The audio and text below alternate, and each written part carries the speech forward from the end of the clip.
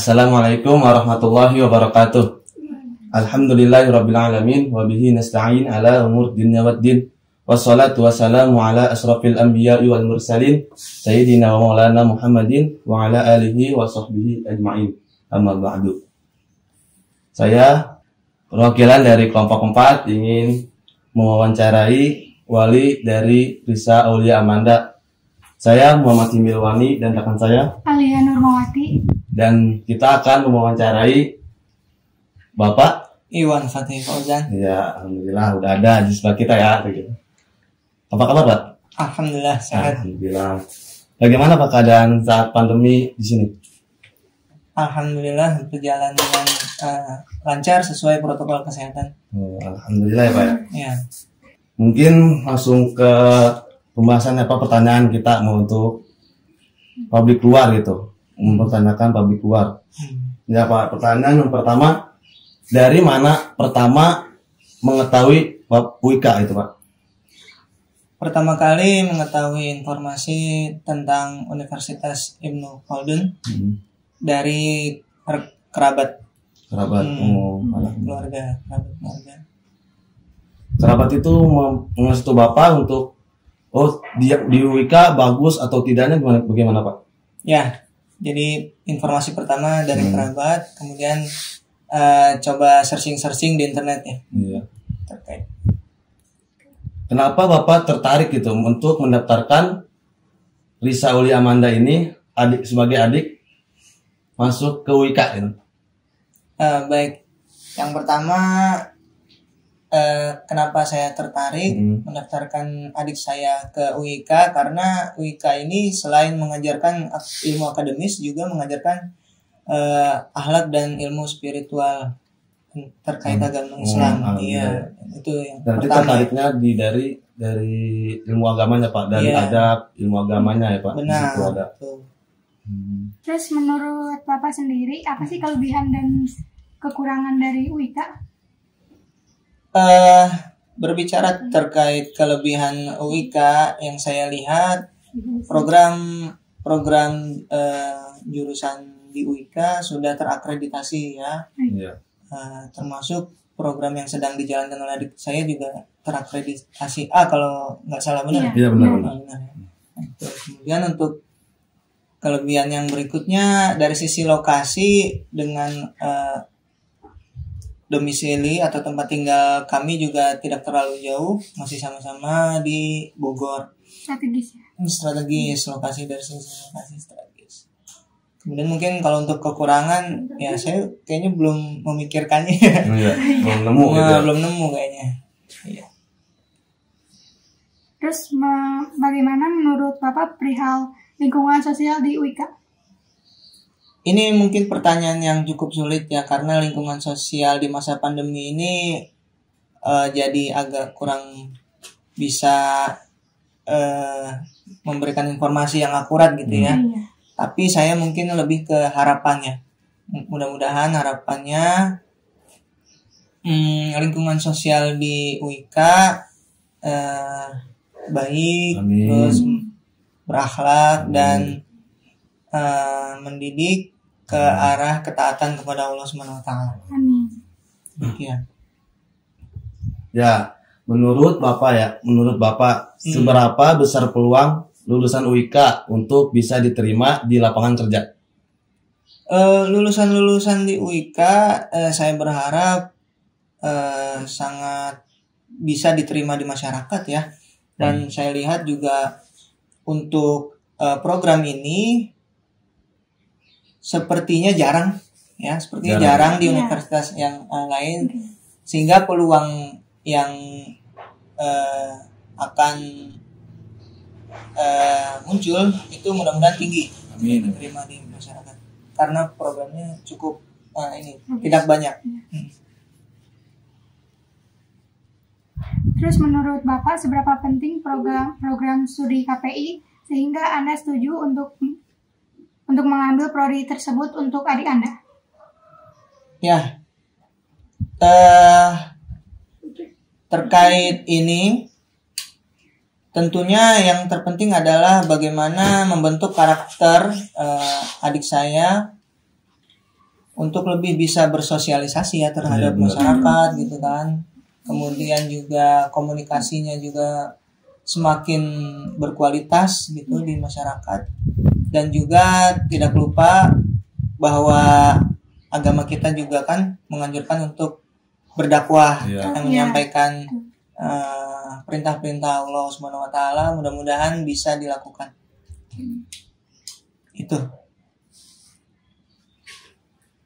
Ada lagi? Ada. Oh, ada lagi. Ada. Masih banyak juga pertanyaan apa kita menyiapkan pertanyaan ini banyak sekali. Iya, betul. Cukup banyak. Paling banyak bingung milihnya. Ya, lanjut aja pertanyaan apa ya? Ya, siap. Ya, apa harapan Bapak kepada para mahasiswa khususnya adik Bapak ya?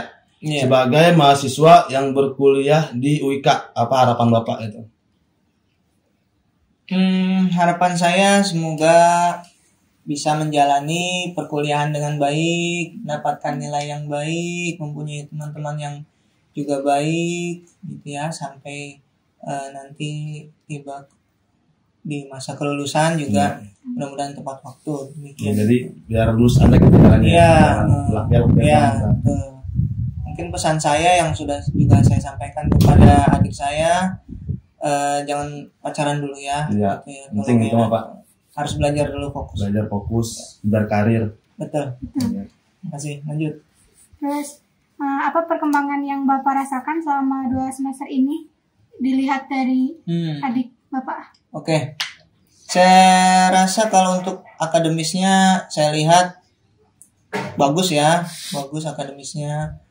Menunjukkan berarti mahasiswa terutama mungkin adik saya bisa mengikuti pelajarannya meskipun di masa pandemi ini. Kembangannya demikian. Mungkin di masa pandemi ini kita cukup sulit juga ya untuk kuliah kadang. Jadi jarang tatap muka atau offline itu, jadi kita online. Gara-gara online kita jadi salah komunikasi Pak, ada gitu. Terus bagaimana tanggapan Bapak tentang perkuliahan online di UIK? Terkait perkuliahan online, saya rasa sudah tepat karena di masa pandemi ini saya menjadi lebih tenang ya. Dan juga perkuliahan online juga kan selain memberikan ketenangan terhadap kami orang tua, juga masih bisa melakukan pembelajaran demikian. Ya, pertanyaan terakhir ya Pak ya. Baik. Menurut Bapak selama perkuliahan online apakah membawa dampak negatif atau positif bagi adik Bapak? Terkait pertanyaan tersebut plus minus ya.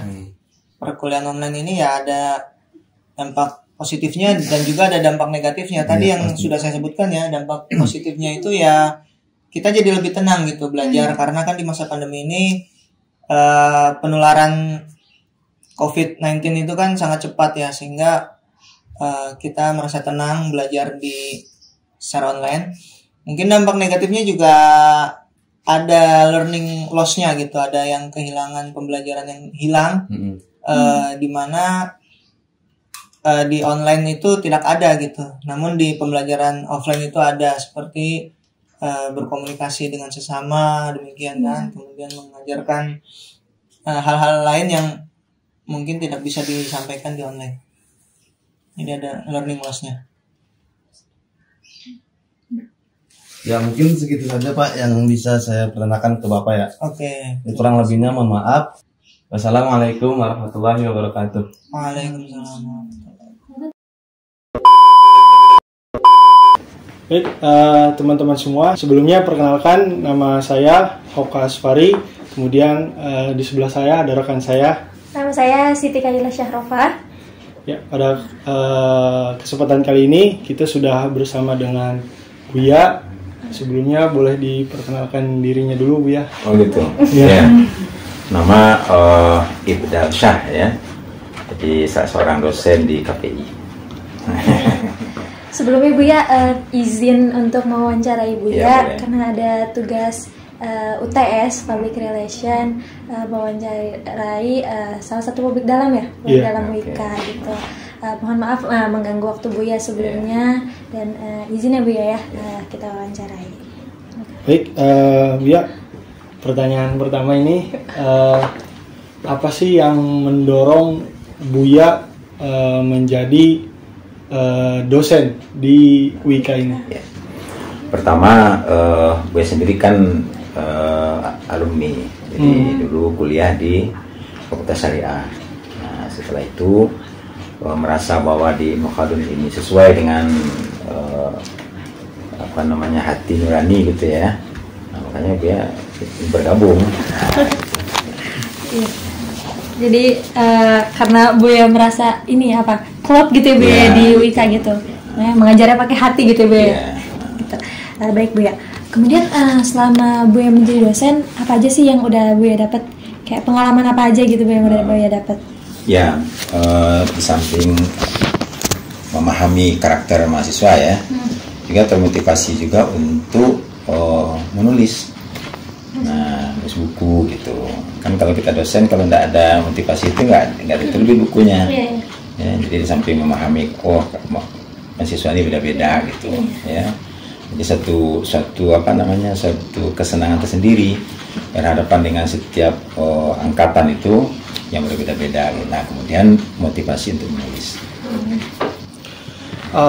Kemudian menurut Buya nih sebagai seorang dosen Buya, UIK itu seperti apa sih Buya? Ya, di UIK ini kan sebetulnya sebuah universitas yang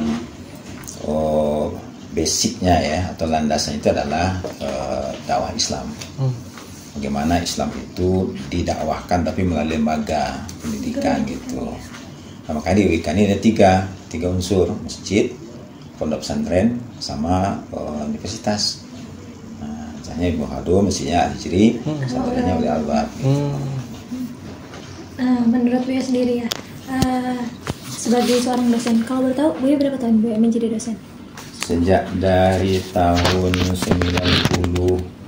Berarti 20 tahun lebih ya Buya? Hampir 30 ya? Belum lahir. 30 iya. Belum lahir Buya? 30 tahun ya? Kita belum lahir Buya udah jadi dosen? Iya. Terus selama 30 tahun itu kurang lebih kan itu bukan waktu yang sebentar ya, bukan waktu yang sebentar. Menurut Buya, apa sih peran penting seorang dosen itu Buya? Kepada pendidikan tentunya ya? Iya, memotivasi. Makanya Buya selalu menyarankan kepada anak-anak mahasiswa itu jangan berhenti sampai S1, lanjut gitu. Tapi kalau misalnya memang dia tidak minat akademik, ke karir gitu, tingkatkan karir dalam bidang kita sendiri gitu. Jadi nggak ada istilah nganggur. Iya, karena kan belajar itu seumur hidup ya Bu ya. Belajar itu seumur hidup dan strata itu bukan patokan untuk belajar gitu ya Bu ya. Iya, pembelajaran seumur hidup. Ya, kemudian nih Bu ya, kita kan lagi dalam 2 tahun ini dalam masa pandemi Bu ya. Kemudian kegiatan belajar mengajar pasti tidak bisa offline. Kemudian bagaimana Buya dalam mensiasati gitu? Menyikapi hal tersebut gitu ya. Ya, pertama menciptakan suasana nyaman. Karena baik dosen penulisnya pun pasti ada kendala. Yang berusaha juga memahami. Kadang-kadang kan kalau dosen tidak memahami kondisi mahasiswa bisa darah tinggi dia. Ya, kamu on cam, nggak bisa Pak katanya. Lagi sinyal apa gitu, bisa katanya, nggak bisa. Ya ini darah. Jadi buat enjoy aja, dipahami aja. Iya kan, menurut cara Buya kan itu dengan itu ya Bu ya, menciptakan suasana-suasana yang enjoy gitu ya, yang nyaman. Kemudian kalau kebijakan Buya sendiri terhadap pembelajaran online ini bagaimana Bu ya? Ya, kebijakannya harus dipahami juga. Mahasiswa itu kan kondisinya beda-beda. Jadi kita harus melihat kesungguhannya. Dari kesungguhannya itu ada penilaian tersendiri gitu. Kemudian cara Buya menarik minat mahasiswa ini belajar biar semangat itu ada cara-caranya nggak Buya? Tips and trick Buya gitu, ala Buya. Iya, yang pertama sekali ya tentu perkenalan dulu lah. Tahu dia bergeraknya dari mana gitu kan. Terus apa motivasinya, terutama sekolah itu pengaruh juga. Dari SMA, dari aliyah, gitu kan. KPI kan semua sama. Iya. Ada di pesantren, ada yang SMA, kan gitu. Nah dari situ kan terjalin ada semacam hubungan batin lah gitu. Dan di situ tercipta suasana nyaman. Kemudian tadi kan Buya jelaskan ya kayak on cam lah dan menjawab atau pertanyaan-pertanyaan yang Buya ajukan terhadap mahasiswa. Kemudian gimana sih tindakan Buya ketika ada mahasiswa yang kurang mematuhi kebijakan-kebijakan pembelajaran dari Buya gitu? Ya, yang jelas tentu nilainya nggak sama dengan yang rajin. Itu aja dulu. Dari segi penilaian harus dibedain gitu, nggak samain gitu. Yang kedua nanti kalau memang bisa ketemu offline kan bisa kita tanya ada apa gitu. Terus sekarang susah mencari tahu gitu. Kemudian menurut Buya dari berbagai macam universitas Islam gitu Buya, apa sih keunggulan atau yang membedakan UIK dari universitas Islam lainnya gitu Buya? Yang sejenis lah ya. Kan kalau di Bogor ini kan ada Papua, ada Unida gitu. Kalau di kita ini yang sangat berbeda ya. Kita punya program studi Islam STI untuk yang umum. Ya, dan kemudian di Fakultas Agama Islam ada menghafal juz 30. Ya, juz 30 kan. Itu ngaruh itu jiwanya. Katanya keras-keras kasar kan, ngaji-ngaji itu sama lembut juga. Di Indonesia itu kan lebih keras dari batu. Ya, harus perlu ada triknya kita, salah satunya itu menghafal Quran. Iya betul. Kemudian Buya sebagai seorang dosen gitu, bagaimana target Buya gitu, Buya pribadi ini terhadap pembelajaran kepada mahasiswa gitu Buya? Ya targetnya tidak muluk-muluk juga, nggak bisa 100%. Karena backgroundnya beda-beda gitu ya. Tinggal melihat kesungguhannya. Kesungguhan itulah ada penilaian di lain penilaian akademik. Ya sikapnya, kemudian juga cara pergaulannya, itu ada penilaian juga. Kemudian menurut Buya ini di mata masyarakat luar sana UIK itu bagaimana gitu Buya? Menurut mereka UIK is the best. Iya betul. Terbaik. Baik dari Bogor ini kan termasuk yang bukan Jawa Barat. Salah satu kampus tertua ya Bu ya, tertua UIK itu. Iya betul. Mungkin pertanyaan terakhir ya. Pertanyaan terakhir, kami sebagai mahasiswa gitu dan Buya sebagai senior gitu ya Bu ya, dosen senior puluhan tahun, apa harapan Buya terhadap mahasiswa Buya gitu?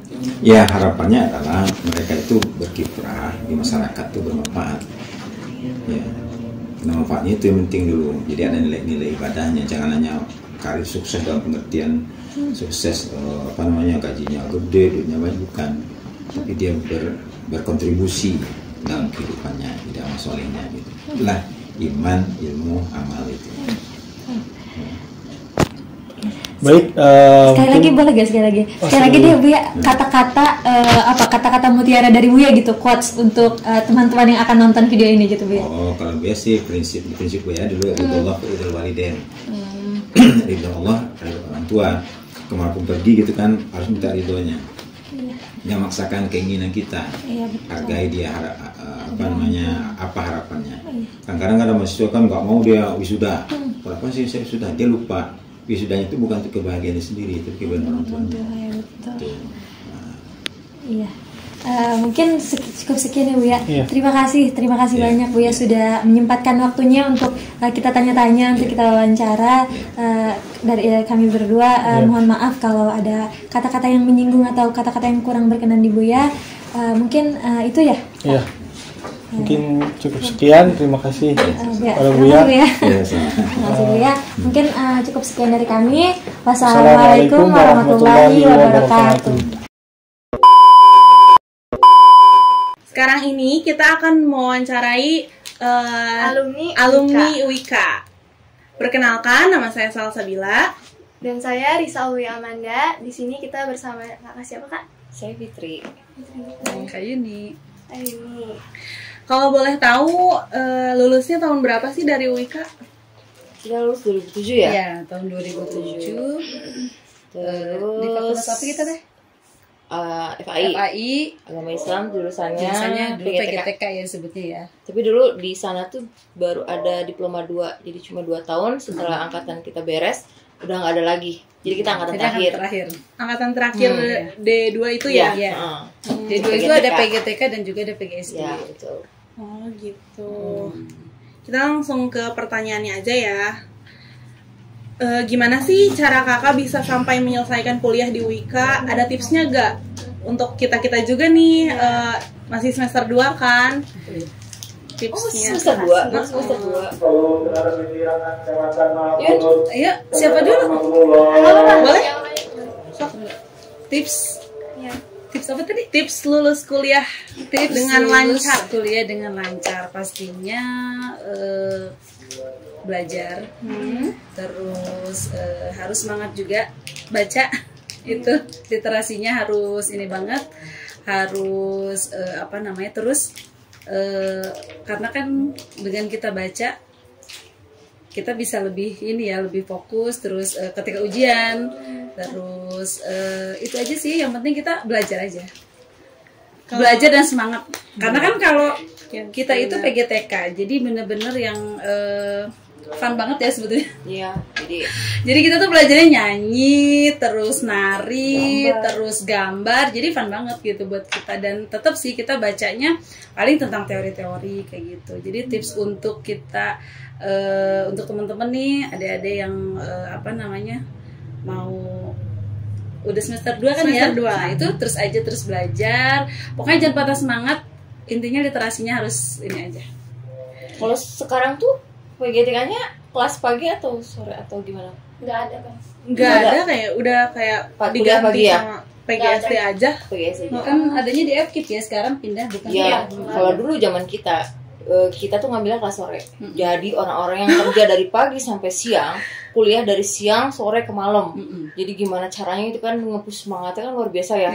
Udah kerja paginya baru bikin kayak kegiatan belajar mengajar ya itu. Nanti di kampus suruh bikin simulasi. Simulasi. Tapi yang bikin seru tuh simulasi ya. Iya, jadi kalau simulasi kan ya muridnya tuh mahasiswa semua. Jadi kadang teman-teman sendiri. Benar-benar konsen harus, kalau misalkan kita pas lagi ada penilaian simulasi kan di depan dosen, terus kan harus aktif juga muridnya teman-teman. Jadi kadang kita lucu juga ya. Jadi kayak belajar acting juga. Iya benar, simulasi gitu. Acting juga ya, pokoknya banyak pengalaman lah ya, seru. Benar. Walaupun 2 tahun kita ini banget ya. Dan harus sering banyak praktek kalau itu kan ya. Jadi karena kreativitasnya pasti diuji banget itu. Iya. Dan komunikasinya juga ya kan sama seperti adik-adik semua kan komunikasi juga. Itu pun bagaimana kita komunikasinya, public speakingnya, dan sampai kita kerja pun itu ini banget, public speaking juga ada gitu. Karena kan gimana kita ketemu sama orang tua murid, terus bagaimana menjelaskan perkembangan anak didiknya, terus dia dengan teman sejawatnya gitu. Jadi public speaking kan ini juga ya sangat pengaruh juga gitu. Kalau dari Kak Yuli sendiri, kenapa minat ke PGTK dan kalau saya dulu tuh jadi kerja dulu. Jadi dulu saya lulus SMA, ngambilnya jurusan perhotelan, tapi ngajarnya jadi guru TK. Setelah 2 atau 3 tahun ngajar guru TK, saya baru kuliah. Karena dituntut sama tempat kerja itu saya di Salahuddin untuk masuk harus ada gitu. Kalau saya berijazah nggak apa-apa, diploma juga anak kebetulan itu yang ada di UIK. Jadi saya mau nggak mau terpaksa masuklah ke situ. Iya benar, terpaksa. Kalau jujur pertama kali kalau saya terpaksa masuk situ karena saya kerja duluan. Gitu. Teh Yuni sendiri, aku pengen cerita lucu lah. Kalau Yuni sendiri ngajar dulu nggak sih? Enggak ya? Langsung kuliah ya? Kan aku lulus sekolah tuh 2004. Oh iya. Jadi saat itu beda tahun. Iya betul. Beda tahun kita sebetulnya ya. Saya lebih tua soalnya. Terus cara pandangnya ini tahun berapa jadi saya ya. Pokoknya lulus SMA langsung kuliah ya. Kalau saya nganggur. Pokoknya gue tuh kalau udah dari 2004 jadi kenapa bisa masuk ke UIK dan kenapa ambil jurusan PAUD? Sebetulnya kalau pribadi sendiri cita-citanya jauh banget ya. Gue pernah cerita ke siapa gitu ya. Jadi apa pramugari? Enggak. Gue tau diri, Bo. Enggak, dulu tuh gue waktu SMA tuh cita-citanya tuh ceritanya pengen jadi sekretaris. Beneran ini cerita. Iya makanya, enggak kan itu kan cita-cita ya. Jadi itu gue ingat banget pokoknya gue ingat banget zaman SMA itu gue bilang gini, kata salah satu guru SMA gue tuh kayak gini. Ketika kamu lulus SMA, mau lulus nih, udah kelas 3, kamu harus udah siap nih, minat kamu mau kemana gitu. Kamu minatnya mau kemana, karena itu menentukan masa depan kamu gitu kan. Terus di situ yang ada di pikiran, wah gue salah jurusan nih, gue cita-cita pengen jadi sekretaris karena kan saat itu kan gue seneng yang pakai kayak itulah ya, pokoknya ya heboh sendiri lah ya, sampai akhirnya ada, nah kebetulan dari Wika juga saat itu.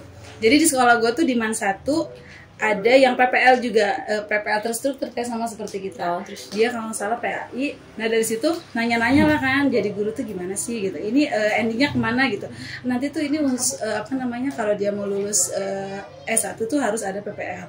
Jadi intinya dia bilang, enak kok jadi guru gini-gini dari situ. Terus di situ juga ada kok yang diploma. Nah dari situ, gue kan mikirnya zamannya SMA tuh yang penting cepet kerja gitu kan. Nah di situ akhirnya udah deh kayaknya beralih ke guru TK sampai akhirnya nyari-nyari universitas yang cari ada PGTK-nya, nyampe lah ke situ ke UIK, survei UIK, jadi masuklah di situ.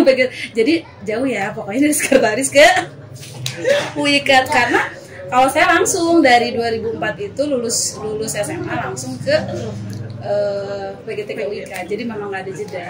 Jadi 2 tahun, udah 2007 lulus gitu. Dan alhamdulillah kita waktu itu PPL di mana? Insan kami. Pas di tempat aku bekerja, aku belum pernah kemana-mana. 15 tahun dong. Masih di situ aja. Iya, dari PPL. PPL itu kita tuh bulan November kita wisuda. Bulan September tuh aku udah dipanggil. Jadi pas kita lagi micro teaching ya, udah ujian itu sama kepala sekolahnya diituin. Ada kepala sekolah, terus ada siapa lagi ya? Dulu Bu Ine ya. Ada dosen kita lah, ada senior kita. Terus udah, jadi aku masuk ke situ tanpa ada ijazah. Waktu itu udah masuk aja sampai sekarang. Alhamdulillah. Lalu dulu mata kuliah apa sih yang kakak suka, yang menjadi favorit? Apa ya? Gak ada sebenarnya. Kalau gue mah ada. Kalau gue mah ada. Gak ada. Karena dosennya. Dan lu tahu dong. Apa? Sekarang dia jadi pengawas gue. Siapa? Bu itu, Bu Lia Sengka. Oh ya? Dan itu ngobrol sekarang. Oh iya ya. Ada heboh sendiri gue. Kalau zaman kuliah tuh sebenarnya nggak ada ya, tapi bukan sama, nggak ada.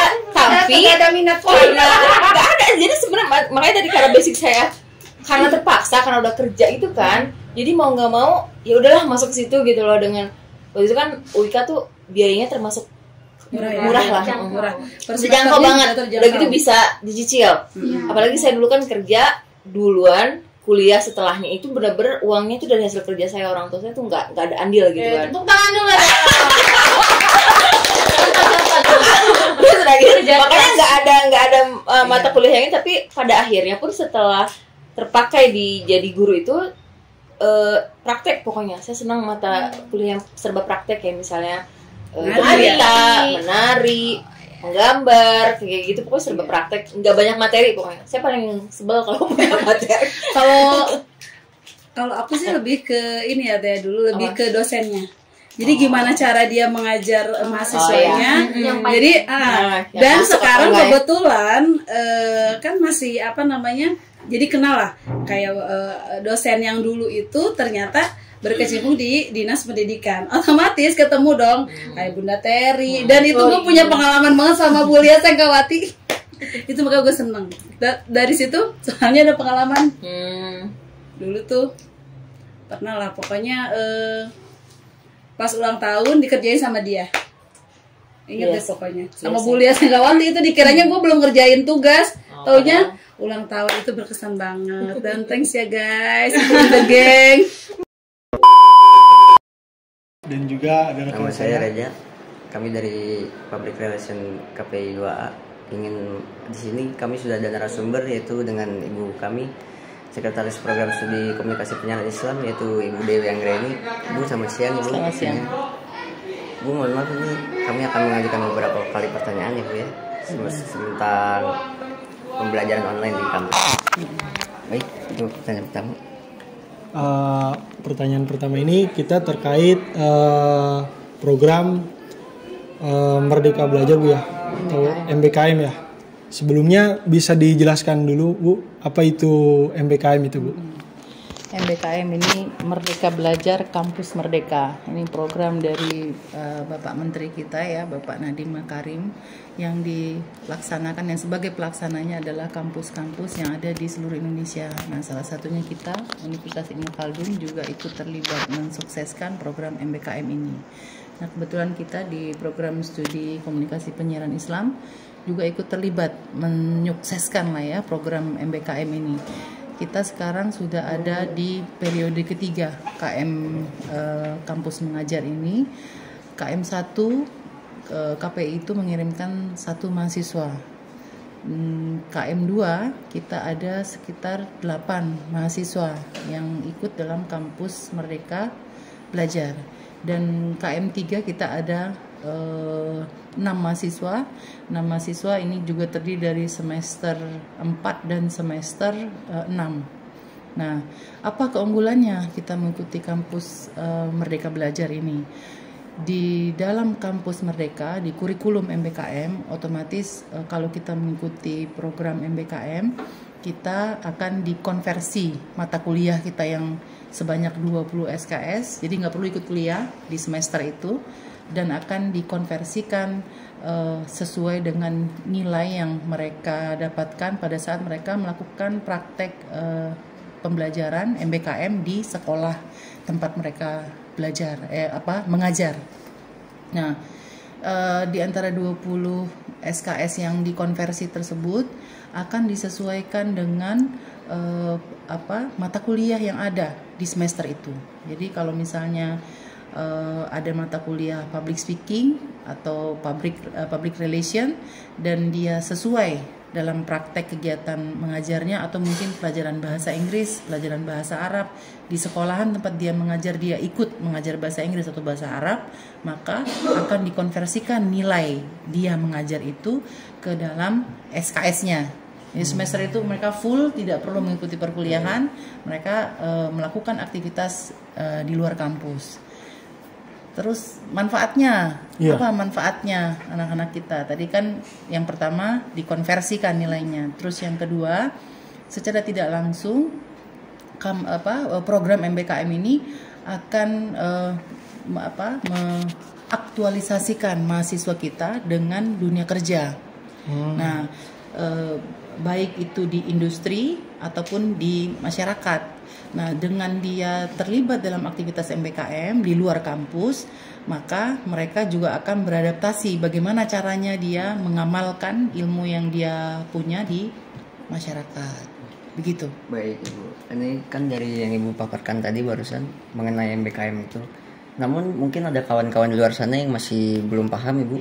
Bisakah Ibu tolong menjelaskan konsep dasarnya itu MBKM itu seperti apa sih Bu? Nah, kurang lebih itu seperti apa? Apa sih MBKM itu? Iya. Mungkin untuk orang-orang awam kan mungkin belum pada mengerti itu Bu. Kurang lebih. Itu bahasa singkatnya mungkin ya. Iya.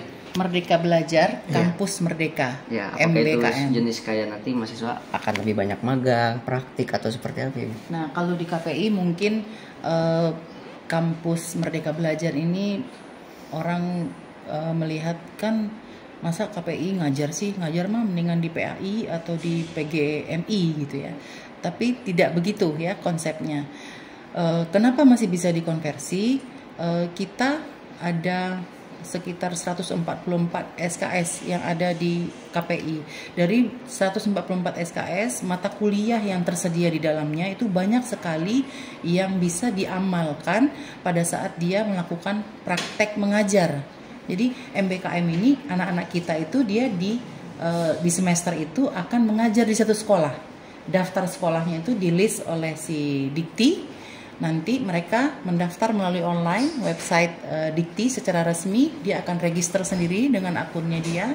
Lalu kalau di ACC di approve, maka dia akan diberikan satu dosen pendamping untuk mengcoaching mereka selama melakukan aktivitas MBKM di satu sekolah. Kadang-kadang dia ditempatkan di sekolah yang memang pelosok desa. Ada waktu itu mahasiswa kita yang ditempatkan di Jawa Timur sesuai dengan KTP-nya mungkin. Nah, pada saat dia praktek di sana, mengajar di sana, kondisi daerahnya itu banyak terjadi kristenisasi. Nah, namanya Noval, mungkin kenal ya, Noval. Nah, jadi mata kuliah yang sudah pernah dia terima seperti sosiologi dakwah, terus ada bahasa Inggris, mata kuliah yang sesuai dia amalkan di tempat dia mengajar dengan mempraktekkan belajar Quran. Jadi tidak harus mengajar face to face di depan kelas, tapi dia melakukan aktivitas di luar kelas bersama siswa dalam konteks sesuai dengan mata kuliah yang ada di KPI. Jadi secara prakteknya seperti itu. Nah, nanti dosen pembimbingnya di sana akan menilai apakah Noval mampu atau sesuai dengan capaian-capaian yang diharapkan dari kegiatan tersebut, maka Noval akan mendapatkan poin dari aktivitas yang dia buat. Terus Noval waktu itu juga membuat media pembelajaran. Nah, media pembelajaran ini dipakai oleh siswa sehingga anak-anak bisa lebih mudah untuk melakukan aktivitas belajar pada masa pandemi di saat itu. Nah, jadi soft skillnya Noval diasah untuk dia bisa berkreativitas bersama siswa yang ada di daerah di Jawa Timur, sehingga anak-anak punya wawasan baru dengan kehadiran Noval sebagai guru mengajar ya. Karena dia kampus mengajar, berarti dia mengajar di sekolahan itu dengan konten-konten yang sesuai dengan subjek yang dia terima, yang pernah dia dapatkan di KPI. Begitu. Jadi itu bonus banget kalau ikut MBKM itu bonus. Jadi otomatis semester itu nggak usah ikut kuliah, tapi kuliahnya langsung praktek di lapangan dalam bentuk pengabdian masyarakat. Begitu. Kemudian syarat-syaratnya Ibu untuk daftar menjadi mahasiswa MBKM ini apa aja? Misalkan dari fakultas apa atau dari universitas apa gitu Bu? Ya. Untuk persyaratan secara umum ya, dia akan dibuka setiap semester dan setiap mahasiswa wajib membuat akun dulu, username ya. Setiap kayak misalnya UIKA, maka dia akan begitu ada opening pembukaan, dia akan buka akun, lalu dia akan meregister sendiri dan melengkapi seluruh persyaratan yang diminta seperti transkrip nilai, terus foto dan selanjutnya. Itu kita tinggal mengikuti saja panduan yang ada di dalam website Dikti. Tapi yang paling utama adalah si mahasiswa itu harus terregister dulu. Jadi itu bukan saja anak-anak kita diberikan kesempatan untuk melakukan pembelajaran di luar kampus atau pengabdian di luar kampus, tapi anak-anak kita dikasih uang saku. Ada bayaran dari Dikti untuk kita aktivitas mengajar yang sudah kita lakukan di sekolahan itu. Dan UKT kita dibayarkan. SPP-nya juga dibayarkan oleh Dikti. Gitu. Jadi banyak sekali dia. Jadi semua punya kesempatan untuk mendaftar. Nanti semester baru juga boleh bersiap-siap untuk ikut dalam program MBKM. Jadi sebenarnya MBKM ini tidak kampus mengajar saja, juga ada PKM, pengabdian kepada masyarakat. Ada banyak programnya ya. Berupa KKN gitu. Ya, ada bentuknya kayak pengabdian masyarakat, ada bisa juga dengan mengajar atau mengabdi di satu sekolahan. Begitu. Oh iya Bu, untuk KBM sendiri kan itu sepertinya mahasiswa itu kan terjun langsung ya ke masyarakat, yang dimana bisa saya bilang sebagai mahasiswa itu kan sebagai agent of change sendiri. Nah, ada nggak sih Bu kira-kira tantangan-tantangan atau apa yang sekiranya agak menyulitkan gitu bagi mahasiswa untuk terjun langsung ke lapangan seperti itu Bu? Dalam program MBKM itu tadi? Iya, dalam program MBKM itu. Ada tidak Bu? Dari beberapa kisah ya teman-teman yang sudah melakukan pengabdian di masyarakat, memang lokasinya itu tidak akan jauh dari domisili KTP. Misalnya mahasiswa itu KTP-nya di Jember, maka lokasi kampus mengajarnya pasti dapatnya di Jember. Lokasi dia di Kota Bogor, pasti dia akan dapatnya Kota Bogor atau di kabupaten dimanapun.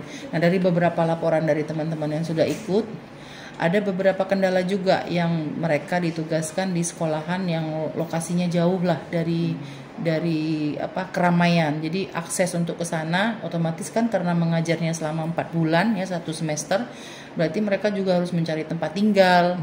Nah, dan mereka juga harus bersinergi dengan mahasiswa lain dari kampus-kampus yang lain sebagai timnya agar program MBKM itu bisa terlaksana dengan baik. Jadi mereka mendapatkan nilai, jadi itu nilai nanti akan dikonversi. Nah, disitulah praktek amali dakwah yang bisa dilakukan oleh anak-anak KPI.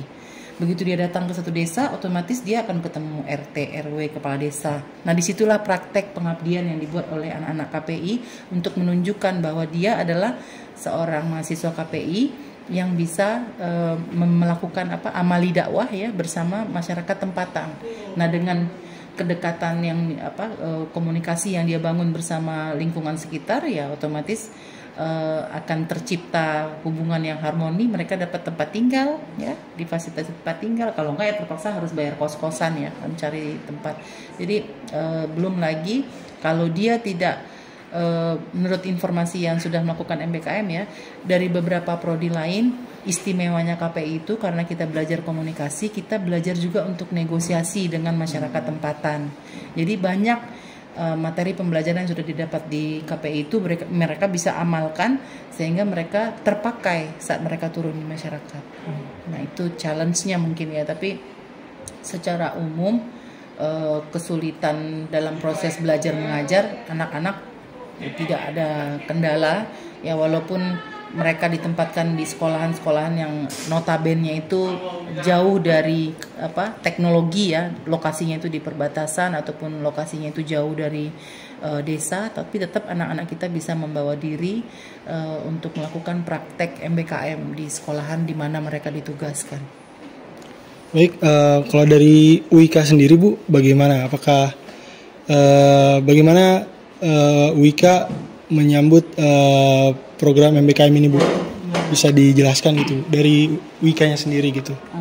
Kalau saya di program studi KPI sejauh ini sejak ada program MBKM dari 3 periode yang lalu ya, sosialisasi memang sudah dilakukan oleh pihak kampus dan pihak universitas kepada seluruh mahasiswa, baik dari tingkat dosen, mahasiswa maupun tenaga pendidik. Jadi seluruh sivitas akademika diberikan sosialisasi bagaimana nanti dampaknya kalau anak kita ikut MBKM, bagaimana dampaknya kepada dosen dan apa yang didapatkan mahasiswa, keunggulannya, kemudahannya seperti apa. Itu sudah dilakukan sosialisasi dari pihak universitas. Tujuannya apa? Untuk memberikan peluang kepada anak-anak kita bisa lebih eksis di masyarakat, lebih berkontribusi di masyarakat dalam jadi kalau dia lulus nanti dia akan lebih mudah untuk beradaptasi baik di dunia industri ataupun di masyarakat secara langsung. Kalau misalkan jumlah mahasiswa UIK yang udah ikut program ini ada berapa Bu ya? Nah, kalau itu nanyanya ke universitas. Kalau saya taunya kalau KPI dari, aja. Ya, kalau dari KPI. Kalau dari KPI tadi saya sudah bilang, yang tahap 1 ada 1 orang, Nesha. Yang gelombang kedua itu ada 8, gelombang ketiga ini ada 6 anak. Tergabung dari semester 4 dan 6 sampai 6 ya. Nah, kalau dari Ibu sendiri nih, pandangan Ibu sendiri, ada nggak sih Bu kritik Ibu terhadap program KBM ini Bu? MBKM ini, maaf. Ya, apa gitu? Kalau sejauh ini sih anak-anak yang dikeluhkan karena pembelajaran itu secara daring ya, dosen pendamping itu melakukan pendampingan kepada anak-anak kurang maksimal karena prosesnya daring. Tapi mungkin setelah ini ya udah mulai offline, jadi dosen pendamping turun langsung ke lapangan, mungkin interaksinya bisa lebih mudah. Jadi kalau kemarin-kemarin yang 2 periode itu memang full daring, jadi anak-anak untuk di coaching sama dosen pendamping itu nggak bisa maksimal. Nah, terus pembayaran katanya itu dilakukan secara berkala. Jadi setelah proyeknya selesai baru lakukan pembayaran. Jadi anak-anak otomatis sampai sana modal dulu kan, beli rice cooker dan mereka kan stay di sana 4 bulan kan. Nah, itu yang mungkin perlu dilihat lagi secara teknis bagaimana agar anak-anak selamat selama dia melakukan program MBKM. Baik, terakhir Bu ya, bagaimana saran atau pesan-pesan untuk mahasiswa UIK yang ingin mengikuti program MBKM ini, Bu? Mahasiswa KPI kali. Iya, mahasiswa KPI. Terkhusus mahasiswa KPI. Iya. Ya, kalau KPI saya lebih memilih anak-anak mengikuti program MBKM di industri. Saya lebih sarankan untuk industri karena kita kan komunikasi penyiaran Islam. Kalau kita ikut di kampus Merdeka Belajar, memang lebih didominasi dengan aktivitas belajar mengajar. Karena kita bukan PAI atau PGMI, jadi kayaknya kurang pas lah untuk anak kita ikut dalam MBKM. Tapi banyak aktivitas yang bisa dilakukan oleh anak-anak KPI jika memang dia harus ikut dalam program kampus mengajar itu. Tapi kegiatannya bersifat di luar sekolah atau dia berkreativitas sendiri merancang kegiatan-kegiatan yang sesuai dengan subjek-subjek yang diterima yang ada di KPI. Tapi kalau saya boleh saran anak-anak KPI jika mau ikut terlibat dalam program MBKM, pilihlah program-program MBKM yang industri. Misalnya di Trans 7. Nah, jadi dengan begitu kan anak-anak memang langsung praktek ke lapangan dari mata kuliah penyiaran yang dia dapatkan. Tapi kalau memang ada sebagian anak yang memang senangnya dakwah, ya passionnya ke dakwah, untuk MBKM itu sangat dialu-alukan. Kalau saya bilang itu sangat dianjurkan. Jadi mereka bisa melakukan praktek amali dakwahnya di sekolahan tempat dia mengajar. Tapi kalau untuk anak-anak jurnalistik kayaknya masih kurang pas ya. Bisa mereka memilih industri-industri media untuk mereka bisa praktek, untuk mereka bisa melakukan program MBKM ini. Istilahnya jadi nyebur langsung ke laut gitu ya, Bu? Iya, nyebur langsung ke lapangan. Baik, mungkin itu saja untuk saat ini yang bisa kami paparkan. Terima kasih banyak Ibu Dewi sebelumnya atas waktunya. Sekian dari kami. Assalamualaikum warahmatullahi wabarakatuh. Waalaikumsalam.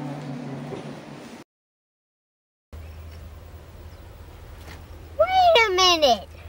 Who are you?